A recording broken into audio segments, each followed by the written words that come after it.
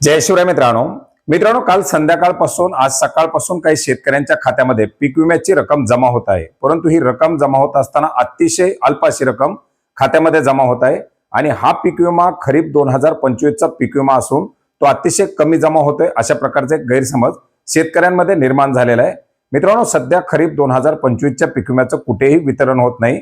लातूर जिल्ह्यातील काही 6 महसूल मंडळामध्ये फक्त 3 ते 4 हजार रुपये प्रति हेक्टर या दराने तो पीक विमा वितरित झालेला आहे।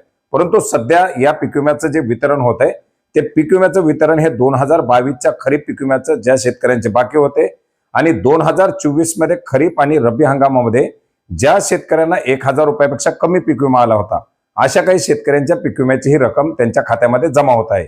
मित्रांनो, राज्यामध्ये शेतकऱ्यांना कमीत कमी 1000 रुपये पीक विमा देण्याची तरतूद आहे। 2019 च्या GR नुसार प्रत्येक शेतकऱ्याला कमीत कमी 1000 रुपयाचा पीक विमा मिळतो। खरीप हंगाम 2024 आणि रब्बी हंगाम 2024 मध्ये काही शेतकऱ्यांना पीक विम्याची जी रक्कम जमा करण्यात आलेली होती ती 1000 रुपयापेक्षा कमी होती आणि अशा 1000 रुपयापेक्षा कमी पीक विम्याची रक्कम जमा झालेल्या शेतकऱ्यांसाठी राज्य शासनाच्या माध्यमातून काही अनुदान देण्यात आलेलं होतं। याच अनुदानाची रक्कम ही आता या शेतकऱ्यांच्या खात्यामध्ये जमा होत आहे। मित्रांनो, ऍक्च्युअल फेब्रुवारी मार्च महिन्यापासून ही रक्कम जमा होत होती, परंतु आधार संलग्न नसणं किंवा इतर काही कारणामुळे त्या शेतकऱ्यांच्या खात्यामध्ये ही रक्कम जमा करण्यात आलेली नव्हती आणि अखेर त्या शेतकऱ्यांच्या खात्यामध्ये ही रक्कम जमा होत आहे। त्याच्यामुळे गैरसमज नसावा।